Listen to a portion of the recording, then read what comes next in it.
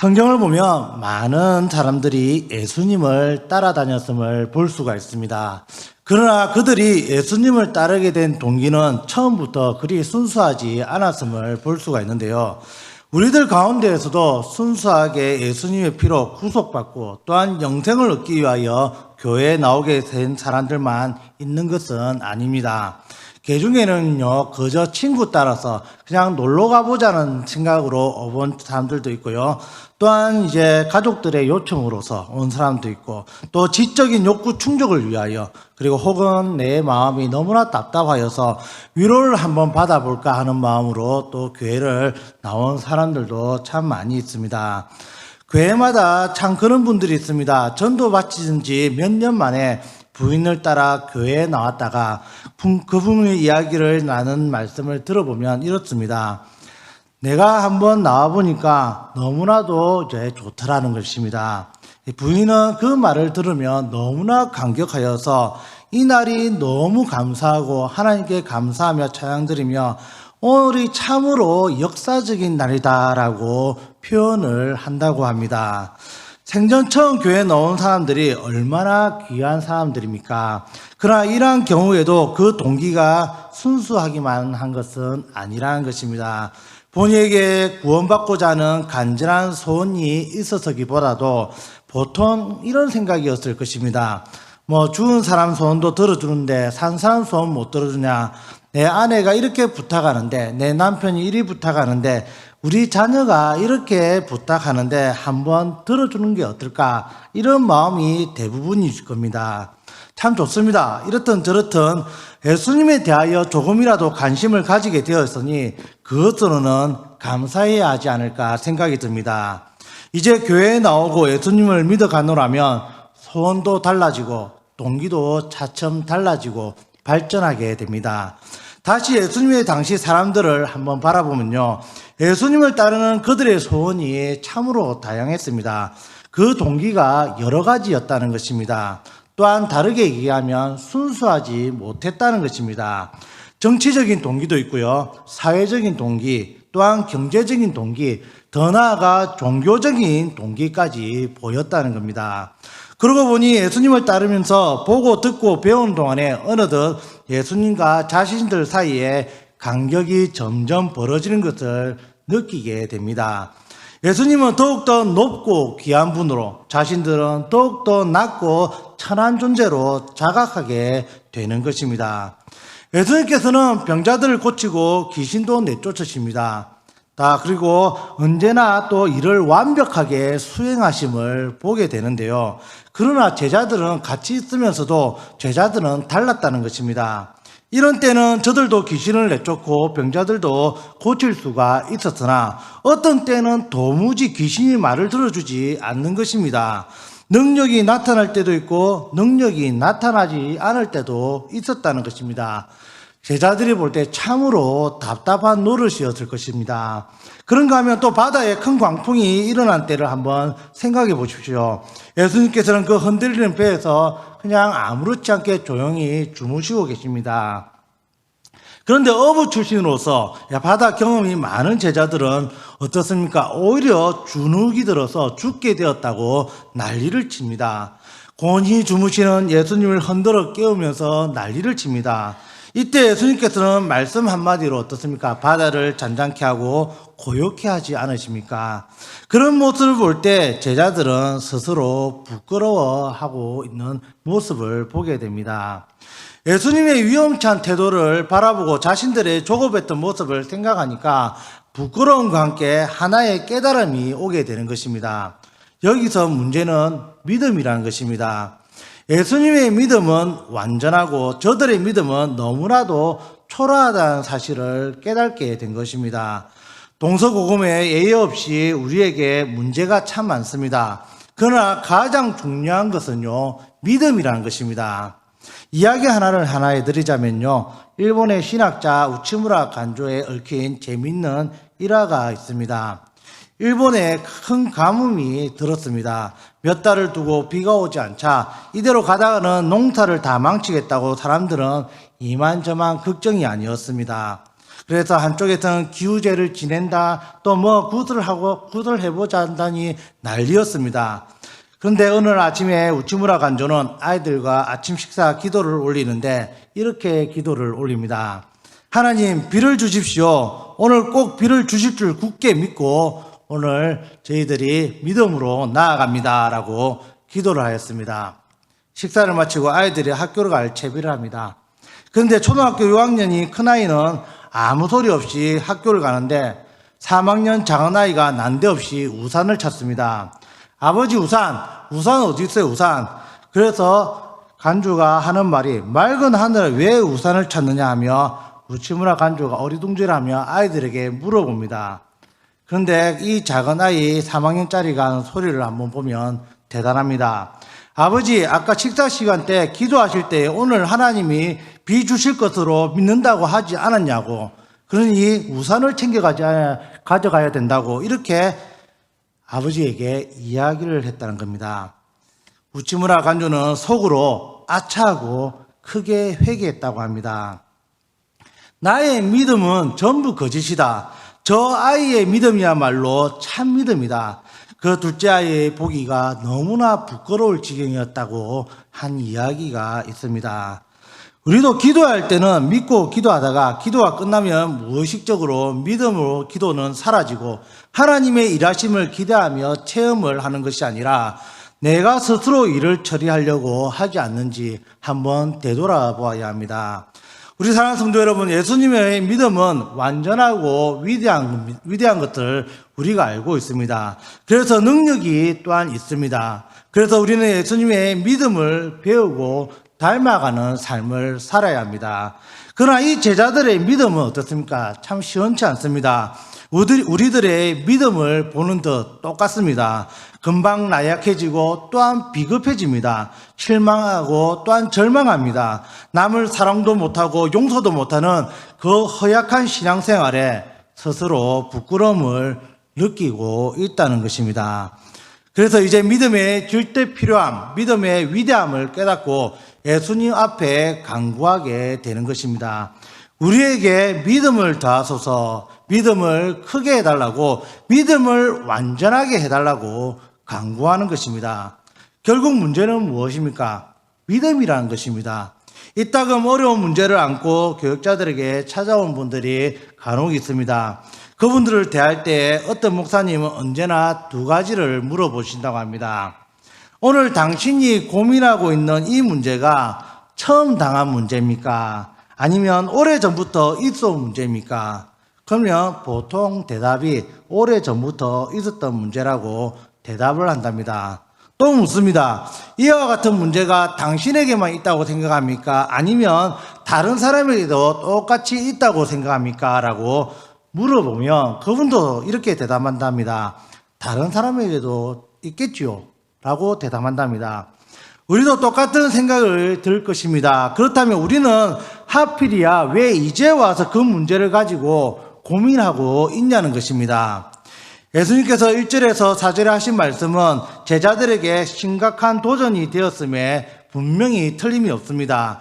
다른 사람들을 실족하지 않게 하는 것이 불가능한데 그렇게 어떻게 맨정신으로 연자맷돌을 목에 걸고 바닷속에 뛰어들 수 있겠냐는 것입니다. 우리의 감정을 크게 상하게 하고 육체적, 경제적 손실을 끼친 사람들을 한 번 용서하기도 힘든데 어떻게 하루에 7번이라도 용서할 수 있단 말입니까? 우리가 생각해 보게 됩니다. 누구나 그런 말씀을 듣는다면 난감한 상태에 놓이게 될 것입니다. 그 당시 예수님의 제자들은 그랬습니다. 특히 예수님에 의해서 택함받은 사도들은 다른 일반 제자들보다도 자신들이 더 뛰어나야 한다고 생각했던 것입니다. 그래서 그들은 예수님께 우리에게 믿음을 더하소서라고 간청을 했던 것입니다. 그들은 자신들의 믿음이 부족함을 깨달았습니다. 그들은 주님의 요구를 회피하는 대신 믿음이 자라서 그 요구를 이행할 수 있도록 갈망하였던 것입니다. 하나님께 순종하는 삶을 살려면 열망이 크면 클수록 자신의 현재 믿음이 부족함을 느끼도록 되어 있습니다. 우리 사랑하는 성도 여러분, 여러분도 각자 스스로에게 한번 물어보시기 바랍니다. 내가 왜 지금처럼 이처럼 나약해졌는가? 별로 특별할 것도 없고 문제를 가지고 왜 이처럼 내 스스로가 매일매일 속을 쓰리고 끓이고 있는가? 답은 믿음의 문제입니다. 객관적인 여건의 문제가 아니요, 내 마음의 병이 문제라는 것입니다. 믿음이 시원치 않기 때문에 고민하고 걱정하는 것입니다.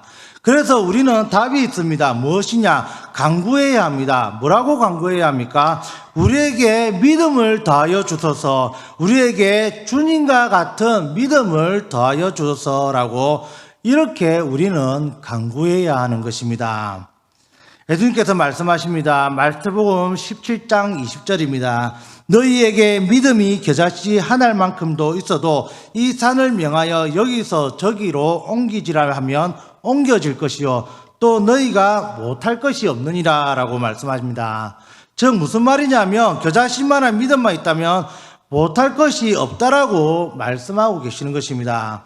마가복음 11장 23절을 보면요, 또한 이렇게 말씀합니다. 누구든지 이 산들어 들리어 바다에 던져지라 하며 그 말하는 것이 분명히 이루어질 것을 믿고 마음에 의심하지 아니하면 그대로 되리라 라고 말씀합니다. 또한 마태복음 9장 27절에서 29절에는요, 소경 2명이 고침받은 목적으로 예수님께 나온 일이 기록되어 있습니다. 자, 예수님께서 소경들에게 내가 능히 이 일을 할 줄 믿느냐라고 분명히 질문하셨는데요. 그들이 대답이 이렇습니다. 주여 그러하오니이다. 이렇게 간단 명료하게 대답합니다. 예수님께서는 그에 대해서 한마디 하십니다. 너희 믿음대로 되리라 라고 말씀하셨습니다. 이것저것 붙인 말이 없다는 것입니다. 오늘의 본문에는 겨자씨 하늘만한 믿음이라도 있다면 뽕나무 들어 뿌리가 뽑혀 바다에 신기우라 해도 그대로 될 것이라는 말씀을 하고 계신다는 것입니다.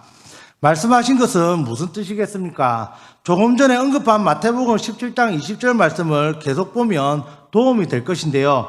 이르시되 너희 믿음이 작은 까닭이니라 진실로 너희에게 이르노니 만일 너희에게 믿음이 겨자씨 한 알만큼만 있어도 이 산을 명하여 여기서 저기로 옮겨지라면 옮겨질 것이요 또 너희가 못할 것이 없느니라 라는 이 말씀입니다. 여기서는 겨자씨 한 알만큼의 믿음이 어떻습니까?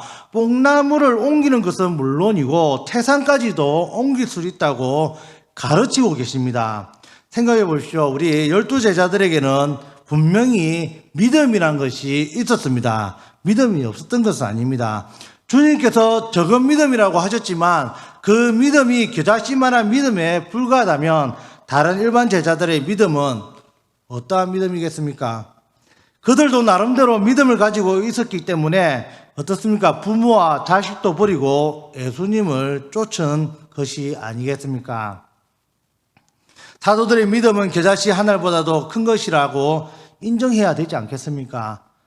여기서 예수님 계신다고 가정 다 버리고 예수님 쫓아갈 사람 있습니까? 직장 버리고. 여기 보면 제자들이 더 믿음이 더 좋다고 말씀하고 있습니다. 100번 양보해서 사도들의 믿음이 겨자씨 믿음이라고 한번 해봅시다. 주님의 말씀이 겨자씨 믿음이 태산도 옮길 수 있다는 뜻이라면 그 믿음으로 귀신인들 못 쫓아내겠냐는 것입니다. 그러나 그들은 못 쫓아냈습니다. 그 이유가 무엇입니까? 믿음이 적은 것 말고 또 다른 이유가 없다는 것입니다. 마가복음 9장 29절 말씀을 보면 답이 있습니다. 이르시되 기도 외에 다른 것으로 이런 종류가 나갈 수가 없느니라 하시니라 라고 말씀합니다. 즉 이어서 기도가 없었다는 것입니다. 기도는 사람의 믿음을 커지도록 되어 있습니다. 그리스도인이 기도하지 않는 것 자체가 내가 능히 이 일을 할 줄 믿느냐는 주님의 질문에 딱 한마디 답입니다. 아니요 라는 것과 동일하다는 것입니다. 그 믿음대로 되는 것, 그 믿음에 우리가 기도하지 않는다는 것은 아니요 라는 답과 똑같다는 말입니다. 우리가 그 자그마한 믿음을 가지고라도 기도하기 시작하면 기도가 뒷받침이 되어서 그 믿음을 붙잡아 되길 것을 믿으시기를 바랍니다. 계속 기도하는 가운데 그 믿음은 나중에 뽕나무도 옮길 수 있을 정도로 커지게 되고요. 또 태산을 옮길 수 만한 믿음으로 커질 수밖에 없다는 것입니다. 나는 할 수 없지만 주님께서는 하실 수 있습니다 라는 믿음을 가지고 꾸준히 우리가 기도하면 사람은 용서할 수 있는 힘을 얻게 되고 또한 다른 사람에게 실족게 하는 일을 그치게 될 것입니다.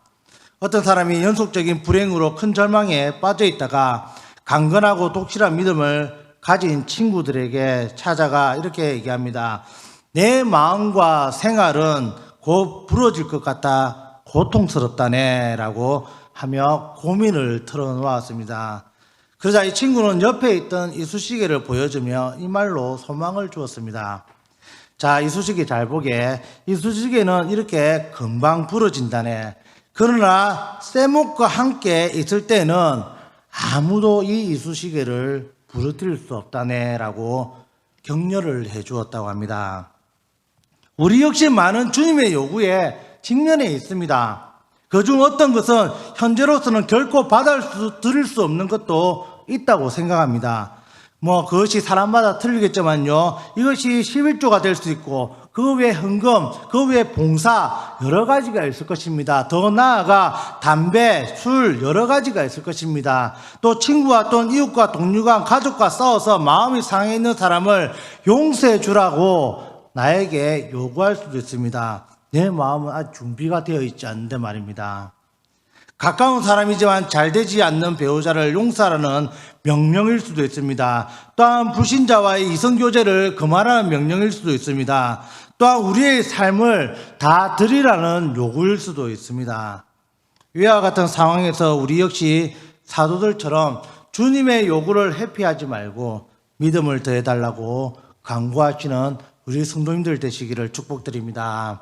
사랑하는 성도 여러분, 믿음이 있으면 움직이지 않을 것도 움직이고 상식적으로 전혀 풀릴 수 없는 문제도 풀릴 수 있다는 말씀입니다. 믿음이 이토록 위대하다는 겁니다. 오늘의 본문 말씀에 믿음 없는 자의 믿음 없는 이유, 믿음이 성장하지 못하는 이유에 대한 설명과 또한 믿음을 자라게 하는 비결이 무엇이냐, 어떻게 하여야 믿음이 완전하게 자랄 수 있느냐에 대한 해답이 분명히 나타나 있습니다. 본문에 나오는 종의 비유는 어디까지나 당시 사회적 제도 테두리에 든 비유입니다. 그러므로 노예 제도 자체에 대해서는 신경 쓸 필요가 없다고 생각합니다. 문제는 자기 정체성에 대한 각성입니다. 먼저는 내가 나를 어떻게 평가하고 있느냐는 것입니다. 내가 나를 어떤 사람으로 생각하고 있냐는 것입니다. 이것이 나에 대한 먼저 생각해 봐야 될 문제입니다. 내가 나의 나됨과 내 믿음의 성장과 분명히 직결되어 있습니다. 자기를 높이 평가하는 사람은 믿음이 자라지 않습니다. 그리고 고민도 많습니다. 심리학자 프로토이드 주장에 따르면요, 참 자아와 초자아의 갭이 클수록 고민이 많다라고 이야기를 하였습니다. 일리 있는 말입니다. 사실 자기를 너무 평가하고 있는 사람은요, 고민이 그칠 날이 없습니다. 나는 왜 더 해야 되는데 나는 왜 이거밖에 안 되는가 라고 고민하는 것입니다. 내가 이 수준밖에 안 되나? 내가 원래 이렇지 않은데 라고 고민하고 있는 것입니다. 문제는 내가 나를 바로 알고 바로 평가하는 데 있다는 것입니다. 진실된 나의 실체를 분명히 찾아야 합니다. 마태복음 16장 24절에는요, 예수님께서 이렇게 말씀하십니다. 누구든지 나를 따라오거든 자기를 부인하고 자기 십자가를 지고 나를 따를 것이니라 라고 말씀하고 계십니다. 우리는 하나님의 종, 신부님을 자각해서는 안 됩니다. 우리 사랑하는 성도 여러분, 우리에게 죄 지은 사람을 용서해야 하는 이유 4가지가 있습니다. 우리 오늘 잘 들어보셨으면 좋겠는데요. 첫째는요, 우리도 알게 모르게 다른 사람에게 죄를 짓고 실족해 하기 때문에 용서해 줘야 된다는 겁니다. 둘째는요, 용서하지 않은 마음은 쓴뿌리가 되어서 우리의 삶을 황폐케 하고 영적인 성장에 걸림이 되게 하기 때문입니다. 셋째로는요, 하나님께서 헤아릴 수 없이 많은 우리의 죄를 분명히 용서해 주셨기 때문에 우리도 서로 용서해야 된다는 겁니다. 넷째로는요, 죄에 대한 궁극적인 심판은 누구에게 있느냐? 우리에게 있는 것이 아니라 하나님께 있다는 것입니다. 그래서 우리는 서로 잘못에 대해서 분명히 용서를 해줘야 하는 이유가 있는 것입니다. 그런데 문제는 이 이유들을 알고 있다고 해서 우리 모두가 이제부터 다 용서해 줘야 되겠다라고 받아들일 수 있느냐? 그렇지 못하다는 것입니다.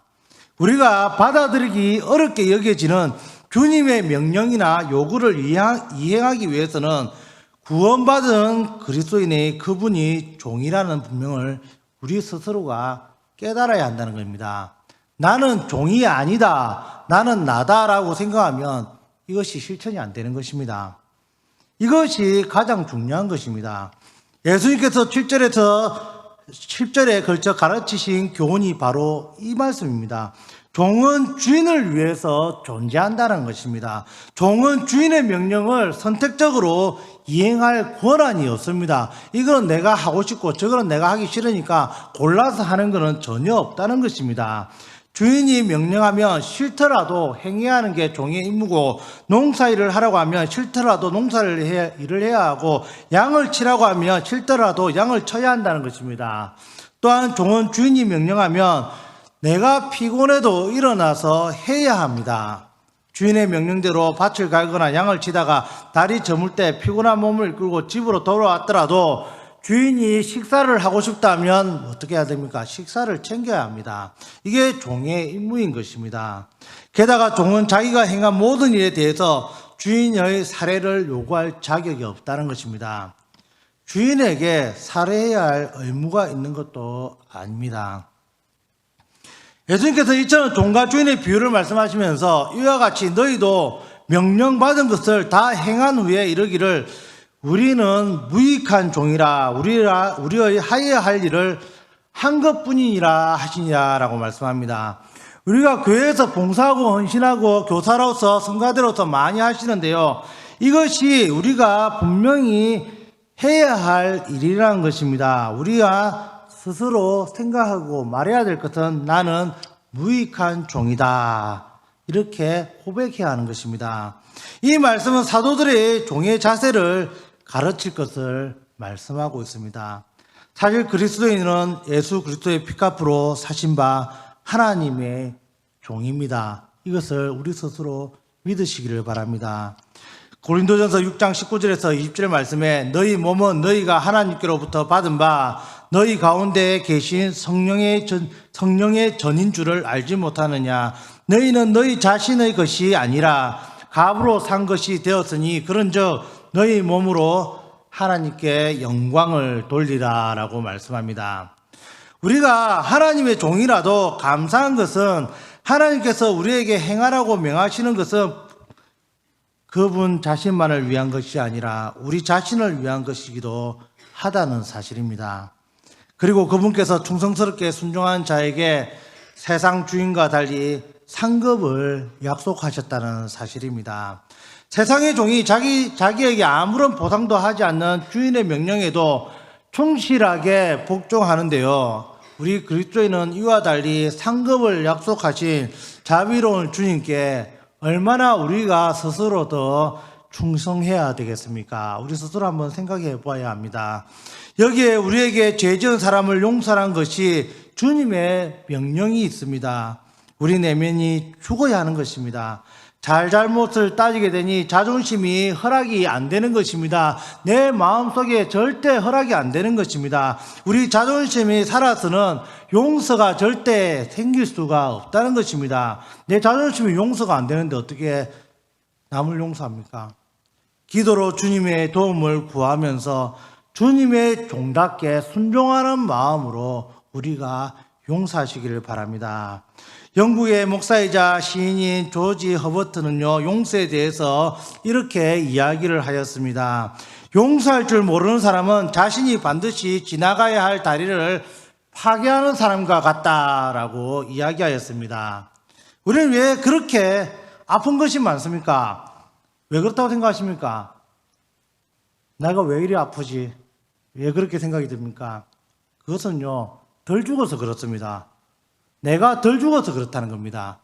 죽어야 할 만큼 죽지 못해서, 완전히 죽지 못해서 내게 고민과 고통이 있다는 것입니다.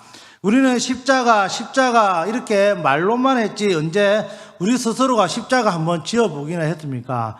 저 포함해서 우리 모두가요. 가까이도 못 가봤습니다, 우리는요. 그러니 고민이 스스로에게 그칠 날이 없다는 겁니다. 내가 이게 고민이 쌓이고 저것도 고민이 쌓이고 계속 이것이 문제가 되는 것입니다. 완전히 죽었다면 어떻습니까? 아픔이란 게 없습니다.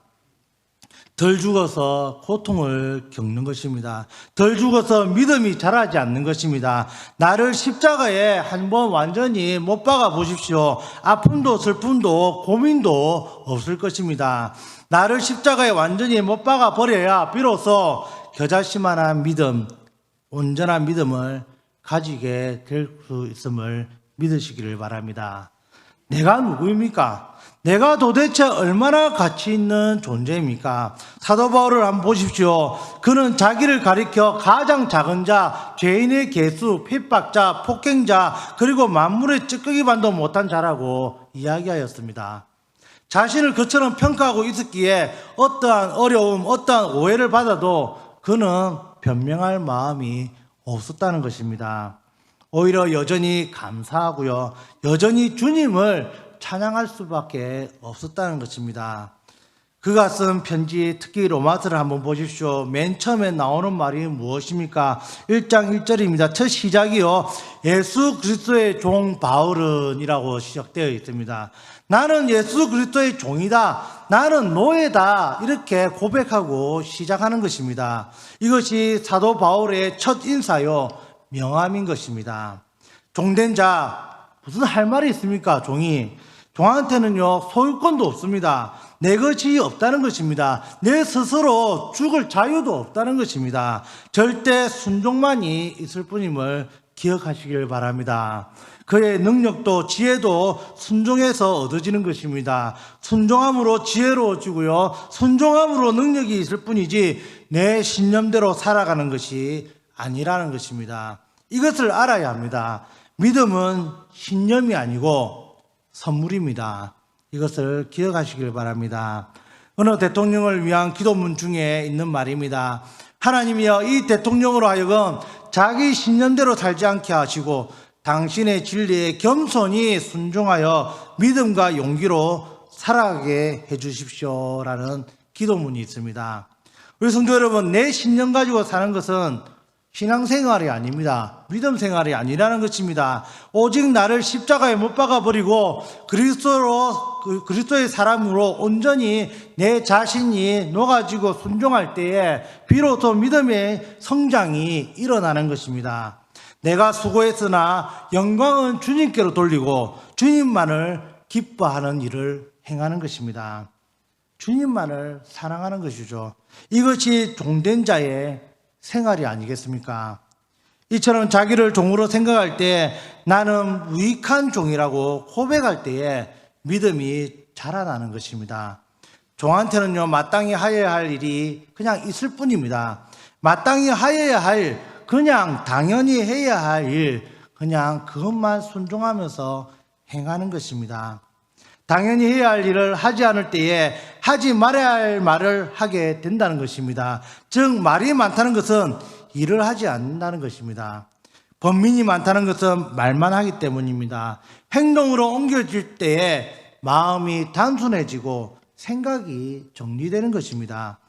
행동이 문제를 풀게 된다는 것입니다.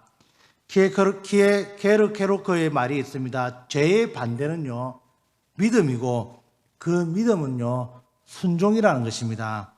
우리가 죄를 이길 수 있는 길은 자기 의를 내세우는 데 있지 않습니다. 그렇다고 선행을 쌓는 데에도 있지 않습니다. 우리 2024년도 교회 표어가 오직 믿음으로 세워가는 교회이지 않습니까? 이 앞에 나와 있는데요. 여기에 오직 순종까지 우리가 추구한다면 우리 모두가 죄를 이기고 승리하며 주님의 종으로서 교회와 믿음으로 자신을 세워나가는 계기가 되지 않을까 싶습니다. 성도이기에 성도의 할 일이 분명히 있습니다. 예수님의 제자이기에 제자로서 마땅히 해야 할 일이 분명히 있습니다. 속죄받은 사람이기에 마땅히 행해야 할 일이 분명히 있다는 것입니다. 사랑받았기에 사랑하는 것은 당연합니다. 선택받았기에 우리가 복음을 전하는 것은 또한 당연한 것입니다. 당연히 해야 할 일, 마땅히 해야 할 일을 한다고 바로 이것이 기독교 윤리의 원리라는 것입니다. 하나님의 자녀이기에 당연히 하나님의 자녀다운 생활을 살아간다. 이것 또한 기독교 윤리의 기본입니다. 우리의 주인 하나님께서 우리를 용서하시고 사랑하시는데 우리는 가족을, 친구를, 동료를, 이웃을 용서치 아니하고 사랑하지 아니합니다. 이제 예수님께서 우리에게 분명히 말씀하십니다. 너희가 각각 마음으로부터 형제를 용서하지 아니하면 나의 하늘 아버지께서도 너희에게 이와 같이 하시리라 라고 말씀하셨습니다. 자, 우리가 사랑, 진리, 은혜를 이야기하면서도 마음은 왜 이렇게 답답합니까? 왜 사죄의 은총이 우리 마음에 없습니까? 그것은요, 마땅히 용서해야 할 사람을 내가 용서치 않았기 때문입니다. 그 때문에 내 죄 용서받은 기억이 내 마음에 살아오르지 않는 것입니다. 얼마나 중요한 말씀입니까? 내가 받은 용서는 그냥 당연한 것이고 내가 용서해 줄 것은 따져 나가야 한다는 것이 우리의 마음이라는 것입니다. 모름지기 우리는 긍휼을 베풀어야 합니다. 값없이 받았으니 값없이 주고 용서를 받았으니 용서한다는 것 너무나도 당연한 것입니다. 마땅히 해야 할 일을 할 때에 우리는 여기에서 믿음이라는 것이 자라나게 되는 것입니다. 종은 어떻습니까? 보상을 바라지 않습니다. 우리가 명색이 그리스도인의 종이라고 한다면 결코 바라는 마음이 없어야 한다는 것입니다. 내가 무엇을 받기 위해서 해서는 안 된다는 것입니다. 모든 원망의 시작은 무엇입니까? 보상에 바라는 마음 때문에 생기는 것입니다. 내가 이렇게 했기 때문에 뭐가 주겠지, 누가 뭐 하겠지 라는 마음, 보상 심리가 뒤에 깔려있기 때문입니다. 보상을 바라는 마음은 우리들의 수고를 모두 헛되게 만들어 버림을 기억하시기를 바랍니다. 어떤 때는 물질로, 어떤 때는 명예로, 또 어떤 때는 말로 좀 알아주기를 바라는 마음, 그 인사라도 해주기를 마음, 이러한 마음 때문에 모처럼 선행도 그 의미를 잃어간다는 것입니다. 사랑하는 성도 여러분, 받는 자는 노예입니다. 주어야 합니다. 주되 무엇인가를 되돌려 바꾸고자 하는 그런 마음이 있다면 또한 노예입니다. 주되 거저 주는 사람이 진정한 자유인입니다. 순결한 마음으로 주어야 합니다. 바라는 마음이 있어서는 안 된다는 것입니다. 보상을 바라지 않고 봉사할 때는요, 어떻습니까? 우리는 참 행복을 맛보게 됩니다. 이게 정말 내가 하는 믿음이구나, 믿음 생활이구나, 정말 기쁘게 받아들입니다. 그리고 사랑의 자유를 만끽하는 느낌을 받습니다. 사랑하는 성도 여러분, 우리의 가정과 직장, 학교, 사회, 그리고 교회에 원망이 있는 것은 왜라고 생각하십니까? 내가 왜 이곳에서 원망을 할까? 내 일자리에서 왜 원망을 할까? 왜 그렇게 생각하십니까? 섭섭한 마음, 어두운 마음은 어디에서 생긴다고 생각하십니까? 다시 말씀드리지만 보상심리입니다. 어차피 줄 것은 깨끗하게 줄 것입니다. 어차피 섬김으로 시작한 일은 섬김으로 끝내면 그만인 것입니다. 희생으로 뿌렸으니 그냥 희생으로 마무리 짓는 것입니다.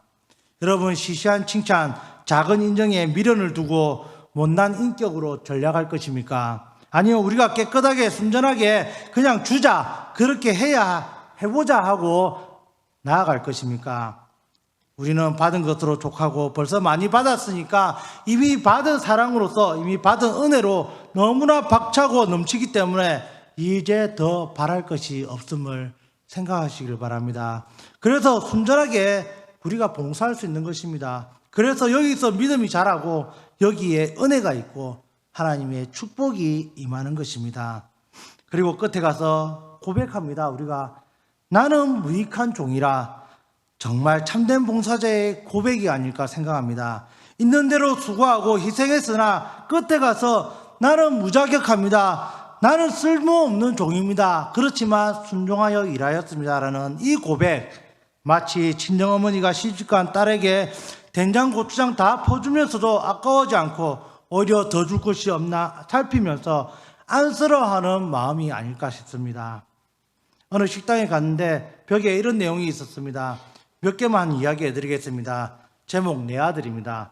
잘난 아들은 국가의 아들, 돈 잘 버는 아들은 사돈의 아들, 빚진 아들은 내 아들.